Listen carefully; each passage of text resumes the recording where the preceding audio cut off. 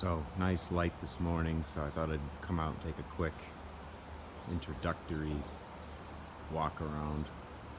1973 Volkswagen Thing, Type 181, 40,000 plus or minus original miles, original engine, pretty much original everything. I think it has 2 original tires on it even. A little bit of rust, not much. Who cares? Picked this up in Pennsylvania from a friend. It was his grandfather's and spent much of its life in Maine. There's a neat sticker up here. Oh, wrong side. We'll get to the sticker. This one has the dealer option Thing sport decals. Very cool. Let's get a closer look. Under the hood now. This is a 73, so it has no engine generated heat, but has this lovely gas heater. So this runs off of gasoline from the gas tank. Sounds like a bad idea, but I guess they work. I don't know if this one works. There's lots of videos on YouTube to get them going again and make sure they're safe. I'll probably make it work just because it's fun to make stuff work, but this is a summer car, so we don't really need heat. Other treasures we find in here. Everything is here, which is kind of weird. Usually not everything is here. Spare tire. I haven't even looked at all this stuff down here, but there's these are these little plastic covers that go on the convertible top when it's folded back. I'm sure those are usually gone. There's a bag of tire chains, which we won't need. There's this bag of, who knows what that was. Oh my God, so this is the vinyl, I think I know what this is. That's the vinyl bag for putting the window curtains in. It's like a storage bag. I'm sure that, like, cool. All right. And this is, God, I have no idea what that is. This may just be a thing. I'm not sure what this is. We'll have to research that. It's pretty bad smelling. The bottom of the, well, on a Beetle, this is where the spare tire would be, but usually, like on a Beetle, that's all rotten. That's all rotten. I mean, there's a little bit of like surface rust down here, but this thing is solid. It's like unusually solid. I saw some undercoating on it in one of the wheel wells, so I think whoever had it took care of it. All right, let's go check out the motation. So like all air-cooled Volkswagens, the engine is in the back. This is a 1600cc dual-port engine. It is the original engine. I can tell by the serial number. It looks to be pretty much all there unmolested. I mean, even the little like tamper seal on the carburetor is there, and the throttle back-off valve that everybody usually takes off is still there. It's had a fuel pump and some fuel lines, but sure, why not? It's 47 years old. There is an issue though, and I don't really know what's going on. If you look, you really can't tell in this picture. Maybe if I come down here, you can sort of tell, but the engine leans to the right. It leans to the right, and I don't know why. I'm not sure what that is. It could be something simple. It could be something bad. It could be a bad mount where the transmission sits into the cradle. I hope it's that, because that's easy. Or it could be a bent frame horn, and I hope it's not that, because that's, well, not easy. I don't know how this is going to come out underneath. Oh gosh. Yeah, maybe from underneath we can kind of see that the engine's drooping to the right. And, yeah,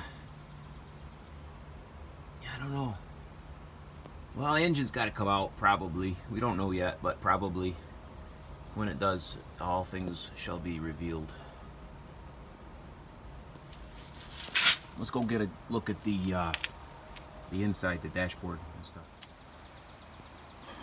you know, old Volkswagens have a smell. I mean, if you've ever purchased one, spent any time in one, you know the smell. This one has it. It's a, I'm not really sure what it is. You know, it's a vinyl, mildew, old battery kind of mashed together. It's delightful. So yeah, this is the cockpit. This is your view. Your view out the front. Yeah, we got some cleanup to do here for sure. Yeah, beim Tanken Heizung abstellen. Yeah, switch off heater when filling up. Yeah, this has got that gas heater, so this is the little control knob for that. It probably doesn't work, but we'll figure it out. Oh yeah, and there's the, oh yeah, okay, so that's the thermostat. So you push or pull on that to increase or decrease the temperature. Let's see how all that works. Really interesting. What else is cool about this? Has rubber, like perforated rubber floor mats. That's how these were built. There's supposedly drains in the floor. There's no carpet. No luxury items. We've got the obligatory wires hanging down underneath the dash that do something, probably radio related. You don't need a radio in a car like this though. There's some really good stuff in the glove box. I don't know what. I'm sure it'll be fun to explore all the little things. I think that's an old cigar. A comb, yeah, you could use a comb. That's good. It's always good when you get a comb. In the back here, let's see, the convertible top. Frame good, top bad, typical. It's really not that bad, but it has a big slice in it, like maybe somebody broke in.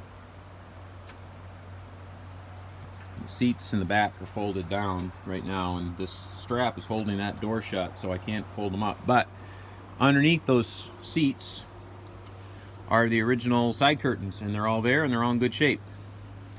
So if we wanted to put the top up and keep most of the weather out, we could do it. But this will be a summer car. And I think the configuration should be, pause video here. I just magicked myself over to the other side of the car. Oh, that's that cool sticker. Before I do this, I want to show the cool sticker.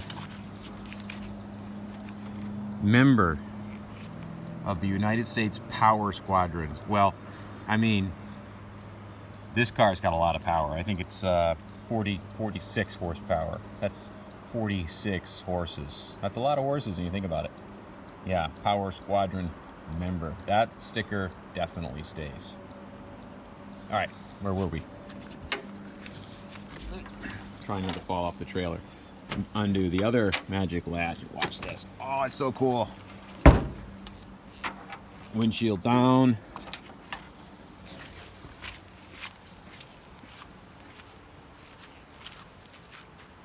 Come on, is that cool or what?